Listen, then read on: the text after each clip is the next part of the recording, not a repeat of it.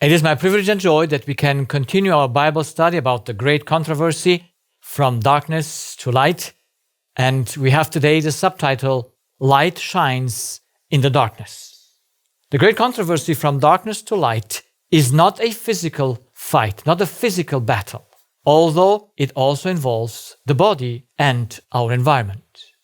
It is an inner controversy that takes place in every human heart.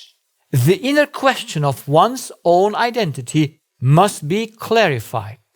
Am I an effect or am I a cause? It is therefore an individual matter that only each person can resolve for themselves. The participants in this controversy are God and all beings who have a spirit with morals. That is, God is involved in our salvation, but He also wants to demonstrate in front of the whole universe to all the spirit with morals what is the issue in this great controversy. God clarifies the truth about ourselves in His Son, Jesus Christ. Every person is given the offer of liberation from the darkness of self-deception into the light of truth about yourself or himself. So, the confrontation that Lucifer instigated with God has only one focus. It wants to put aside the barrier that cannot be broken between cause and effect. God or a cause can never become an effect because it would cease to be a cause.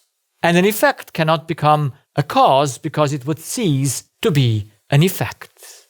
That's why the attempt to remove the barrier of Lucifer by wanting to become God is an impossible attempt. It's impossible. It is just a deception that it could be possible. And since God created the spirit that he should only govern himself from the inside, God cannot intervene in the thought process of the human being or of any spirit because he gave him the ability to govern himself, was created in his own image. So, no one can govern us from outside. We have full government over ourselves. That's why only on the inside the darkness of self-deception could arise. We saw how Lucifer came into the idea that he is a god, so the darkness that came into him was the lie about himself. And we saw that Adam did the same. That's why the darkness is the lie about ourselves or myself. And the light is the truth about ourselves or about myself. And now, as the self-deception took place only inside of the spirit of man, also only on the inside of the human spirit can it be removed and replaced with the truth. So if it's an inner process, it can only inside be solved. So how did it happen in the human being? We see it once again. Adam was created with the clarity that he was an effect, and he was dependent on the Word of God to live. The same happened with Eve that was created out of Adam. Now God gave them clarity by giving them a physical example in the midst of their garden that they cannot live out of any other information than of God. And the eating is just a taking in of the information. So the physical is just a picture for the spiritual. Because it was not about food, it was just about spiritual food.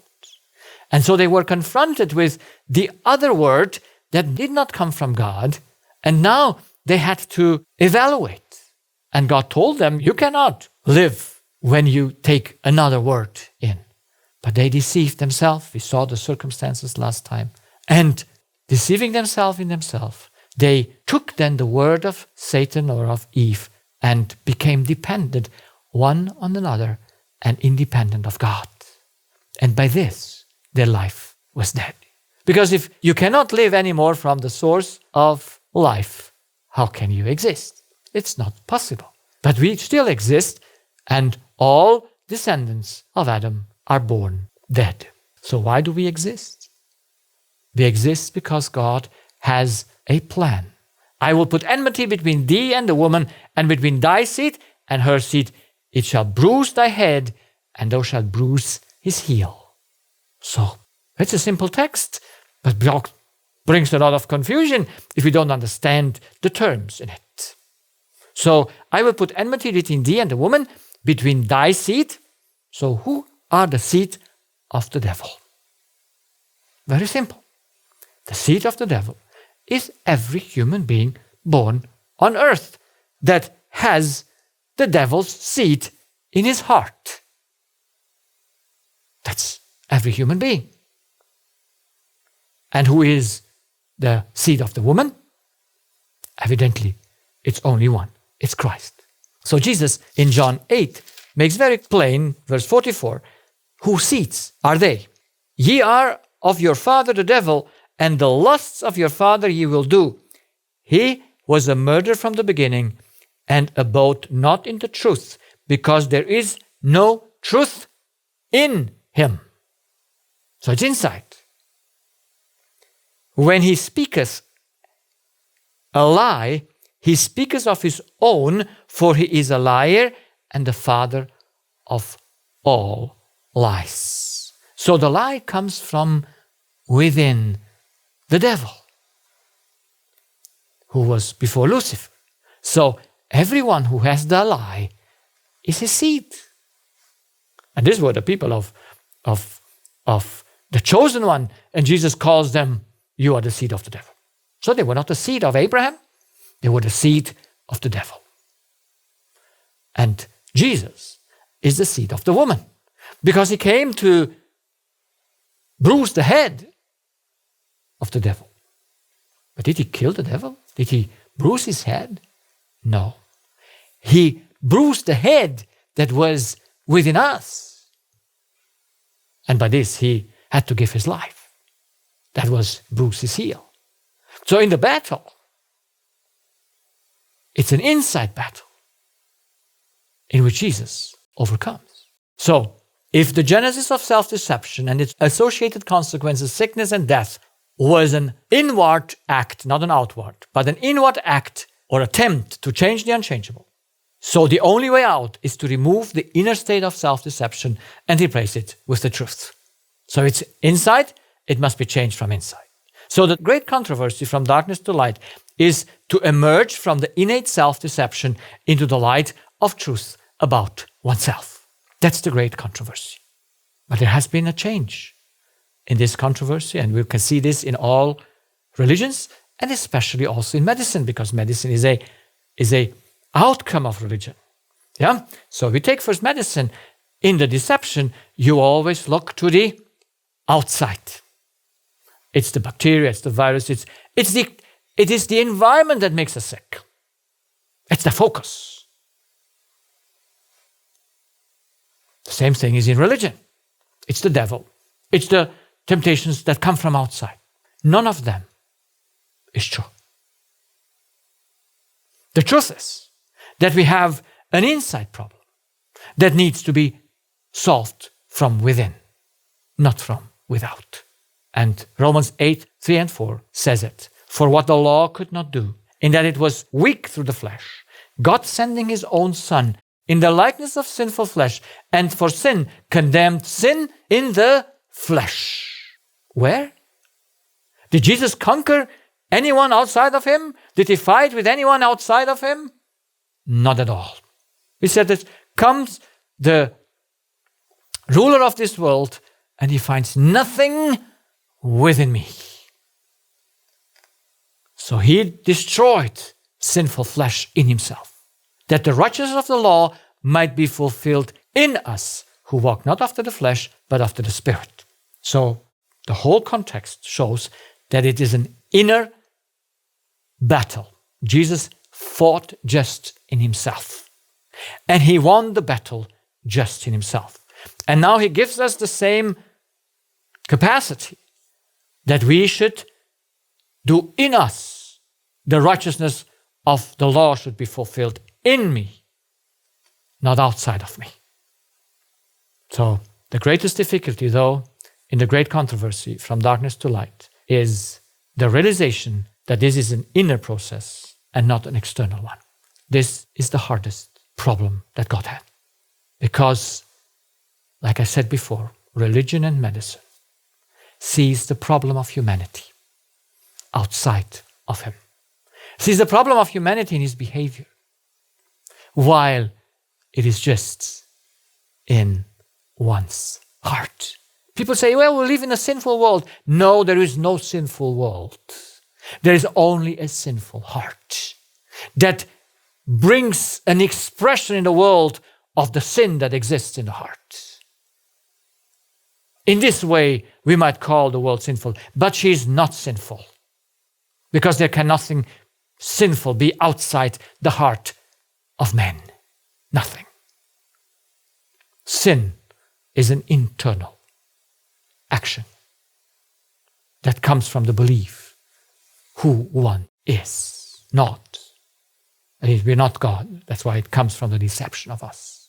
So Mark 7:18-20, and we read the context that the people there were very eager to keep themselves outwardly clean. Verse 3 and 4. For the Pharisees and all the Jews expect they wash their hands out of eat not, holding the traditions of the elders. And when they come from the market, except they wash, they eat not. And many other things there be, which they have received the hold, as the washing of cups and pots, brazen vessels, and of tables. So they wash everything. And Jesus now says, are ye also without understanding also? Do you not perceive that whatsoever thing from without entereth into the man, it cannot defile him, because it entereth not into his heart, but into the belly, and goes out into the draught, purging all meats. So it's very clear. A physical thing cannot go into the heart.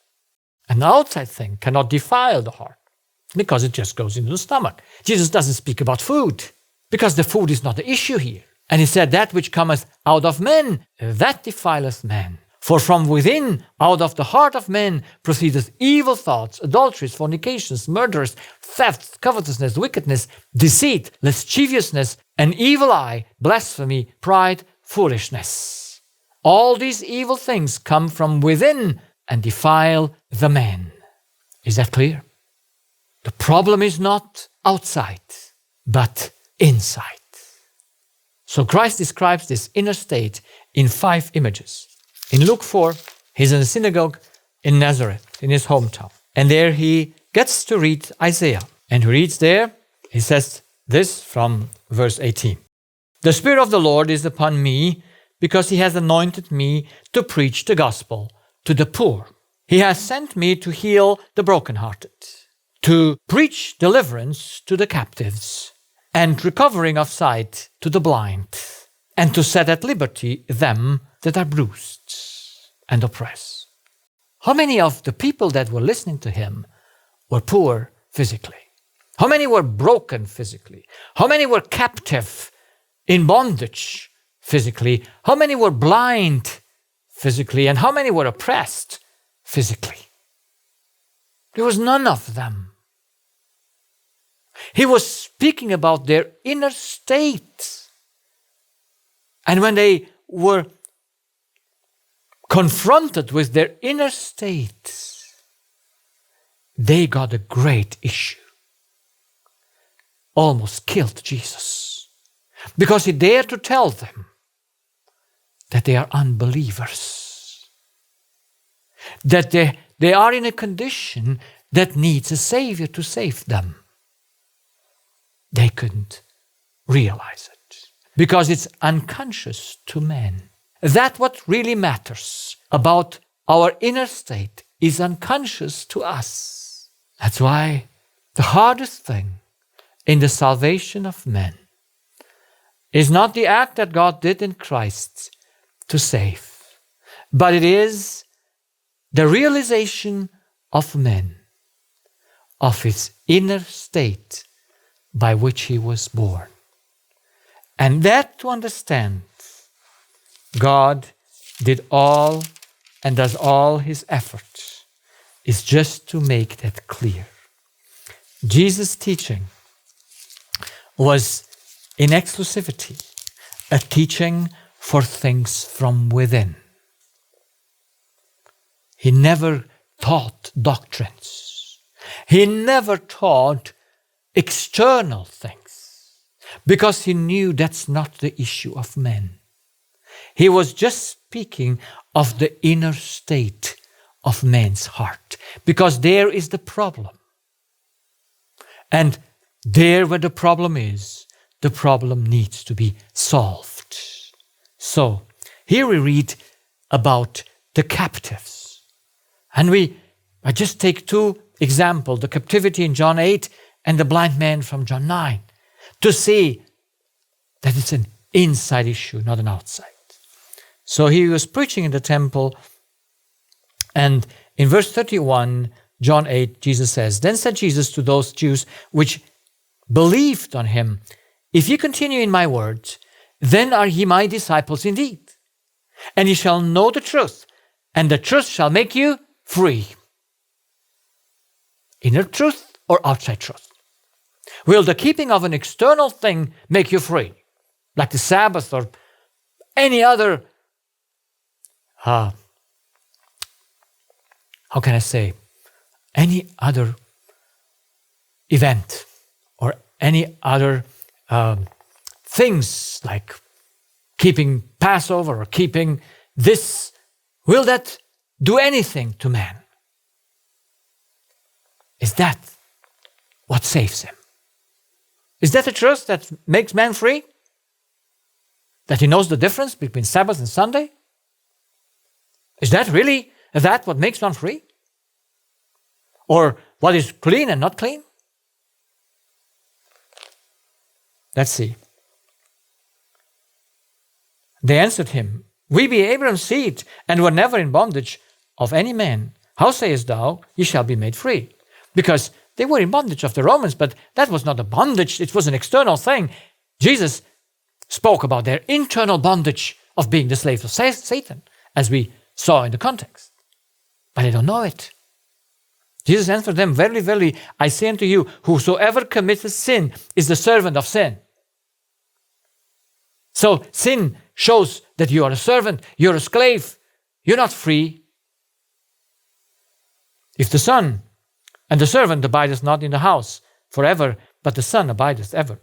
If the Son therefore shall make you free, ye shall be free indeed. So, did they get it? Did they understand what was at stake? Obviously not, because like in the case of the people in the synagogue of Nazareth, they tried to kill Jesus as well. And now we come to the blind man. And the story of the blind man is some story that brought a lot of confusion in Christianity because they are blind from where disease is coming from. So Jesus says, "And as Jesus passed by, he saw a man which was blind from his birth. And his disciples asked him, saying, Master, who did sin, this man or his parents, that he was born blind?" It's a good question, is it? They all knew that disease comes from sin, but they all thought, like people think today, that sin is a conscious action, not a subconscious one. They thought, okay, you consciously sin, that's why you are guilty. They could also ask, not only who sinned, but who is guilty that this man or his parents was born blind. Is he guilty or his parents? Because it's all about who's responsible for this. And Jesus answers, like he answers wisely, amazingly, how his answers are. They're not answers just that put you into the place that they say, it's so. No, he doesn't answer like that. His answers are challenging the mind to think. And it's an amazing answer.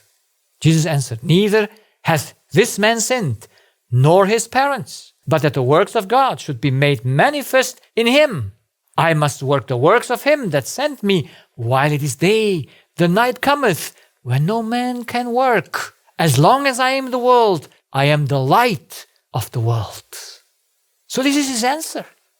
It's not an answering him or not him. He just says, neither him nor his parents. But must it come from somewhere? Is his blindness due to some thing? Or is it just, did God do it in order to manifest his great works? So was this man just used by God, made him blind, so that his blindness, he should show himself off? Would you like such a God? Would that make a clarity about God's image of love? It would not do it with me. Not at all.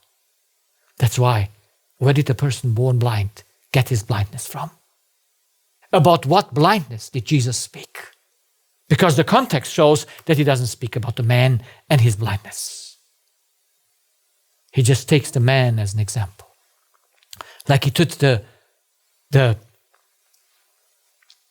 leaven of the Pharisees. He was not speaking about bread when he said, beware of the leaven of the Pharisees.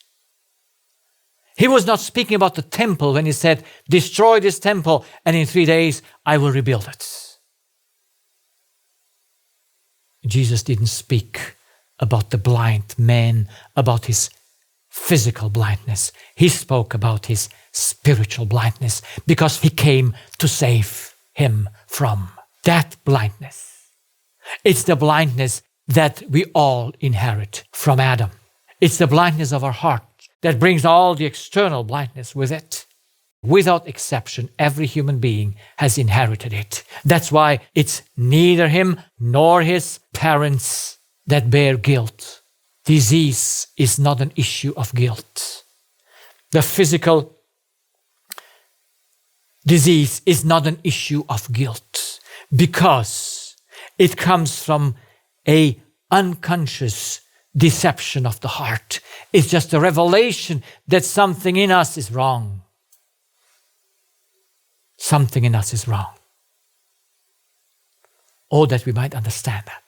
That Jesus came to remove it and replace it with the truth. That's why he said, I am the light of the world. I came to work now since it's light before the darkness comes and no one can work anymore. It's now time of grace where things can be changed. So here we are. What is it that Jesus speaks about? Let's read a little bit further. When he had then thus spoken, he spat on the ground and made clay of the spittle, and he anointed the eyes of the blind man with the clay, and said unto him, go wash in the pool of Siloam, which is by interpretation sent. He went his way, therefore, and washed, and he came seeing. It's a marvelous explanation of the way a human is saved. Here is this man. Jesus spits on the ground. He makes that clay and puts it where? On his face? No, he puts it on the eyelids of the blind man. Why did he do that? Now, without needing much interpretation, we know the clay and the spit was made by Christ. The eyelid is man's part. So it's a part of his being. So there are two things. He didn't put it on the eyes, because he cannot put it on the eye, he put it on the eyelid. So what does the eyelid represent? It represents the door of the heart. There, Jesus puts that what he did, his salvation. And now he sends him to use salvation and wash in the water, which showed himself, was a representation of himself. He washed himself in the blood of Christ or in the water of Christ, and he became seeing. His physical thing were healed because of the spiritual lesson of God, because of the gospel. Now, he had to wash himself. He had to do the battle, going there, finding a way. Jesus put it in front of his heart, but he could not bring it in. That's the human being has to do it. And this man did it. And he went and became seeing. And now a great controversy comes into existence. About what? About whom? Is it about the blind man? Not at all. It's about who made him see. It's about who is the one whom was given sight. And the first thing that the Pharisees had to make sure is, was he really born blind or not? So they brought his parents and they proved he was really born blind. That's for sure. Now, how could he be healed? And the man himself says, there was never heard that someone who was born blind ever got seeing. So who could do this except God? Who can bring salvation to the human being except God? All born blind, all in this situation. And they send him away. And Jesus finds him. And he says, dost thou believe on the Son of God? And he answered and said, who is he, O Lord, that I might believe on him? And Jesus said unto him, thou hast both seen him, and it is he that talketh with thee. Now you see the answer of Jesus. It's so typical for Jesus. He does not say, it's me. He says, it's him who talked to you, and him that you have seen.